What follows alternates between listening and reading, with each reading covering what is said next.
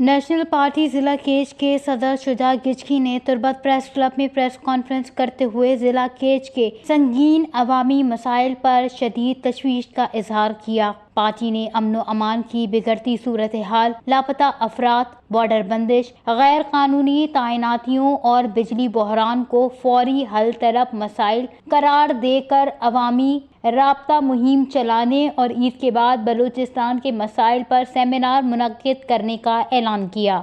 जिला सदर ने कहा कि केच में जराइम, चोरी, अगवा और कत्ल जैसे वाक़ियात ने शहरियों को गैर महफूज कर दिया है, जबकि लापता अफराद और इनकी मस्क शुदा लाशों की बरामदगी इंसानी हुकूक की संगीन खिलाफ वर्जी है। उन्होंने हुकूमत से मुतालबा किया है कि इन वाक़ियात की गैर जानिबदाराना तहकीकात की जाए और जिम्मेदारों को कैफरे किरदार तक पहुँचाया जाए। BNP ने बॉर्डर की तवील बंदिश पर भी कड़ी तनकीद की और कहा कि इस इक़दाम ने हज़ारों खानदानों को बेरोजगार कर दिया है। वहीं महंगाई में इजाफे के हवाले से बात करते हुए इनका कहना था कि आवाम फाका कशी का शिकार हो चुकी है। तालार समेत दीगर गैर कानूनी चेक पोस्टों पर आवाम को हिरासा किया जा रहा है, जो बदउनवानी और अवामी इस्तेहसाल का बाइस है। रहनुमाओं ने बिजली बहरान को आवाम की जिंदगियों के लिए अजाब करार देते हुए कहा कि लोड शेडिंग की वजह से तालीम,